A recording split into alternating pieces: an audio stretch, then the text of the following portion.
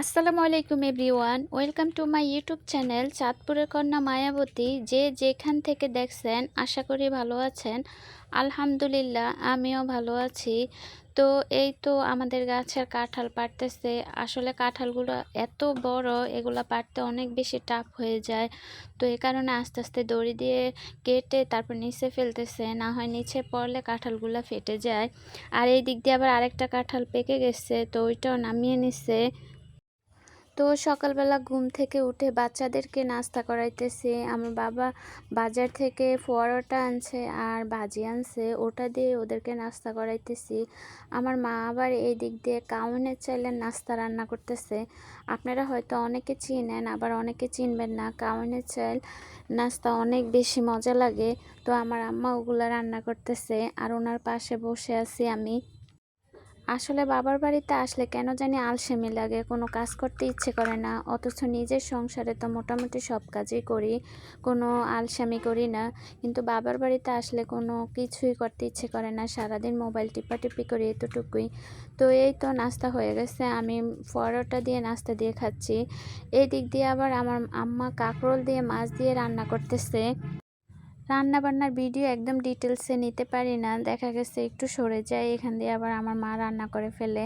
আর আমাদের বাড়িতে থাকলে তো মানে আমি রান্না করি আবার আমি ভিডিও করি, কোনো সমস্যা হয় না। তো আমি নাস্তা শেষ করে এসে দেখি যে আমার আম্মা কাঁকরোল দিয়ে মাছ দিয়ে রান্না করে ফেলছে। তো এদিক দিয়ে আবার গরুর বট রান্না করবে, তো গরুর বটের জন্য তরকারি বসাইতেছে। আর মায়ের হাতের রান্না তো অলওয়েজই মজা হয়, যে কোনো কিছু রান্না করলে অনেক বেশি মজা লাগে। আমার মায়ের হাতের গরুর বট বলেন, গরুর মাংস বলেন, এগুলো অনেক বেশি টেস্ট হয়। হাঁসের মাংস অনেক বেশি মজা হয়। তো এই দিক দিয়ে ভালো করে কষিয়ে নিতেছে। তো ডিম ভুনা করবে, এ কারণে ডিমগুলা এখানে দিয়ে দিচ্ছে সিদ্ধ হওয়ার জন্য। আর এই দিক দিয়ে বটের সাথে আবার কয়েকটা আলু দিয়ে দিছে। আসলে বটগুলোর ভিতরে অনেক বেশি তেল ছিল, এ কারণে কয়েকটা আলু দিছে। না হয় আমার মা মানে বট সব সময় বুনাই করে, একদম ইয়ে করে ফেলে, চুলার উপরে রেখে ভাজা ভাজা করে ফেলে, কখনোই আলু দেয় না। কিন্তু আজকে দেখতেছে যে বটের ভিতরে অনেক বেশি তেল, এ কারণে কয়েকটা আলু দিয়ে দিছে। এই দিক দিয়ে আবার ডিম বুনা করতেছে।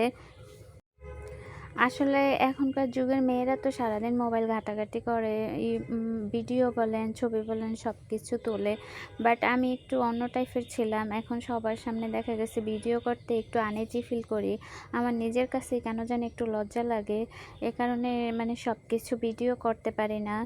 তো এই তো আজকে এই পর্যন্তই। যারা আমার ভিডিও সব সময় দেখেন তাদেরকে অসংখ্য ধন্যবাদ। অবশ্যই আমার ভিডিও দেখে লাইক এবং কমেন্ট করবেন।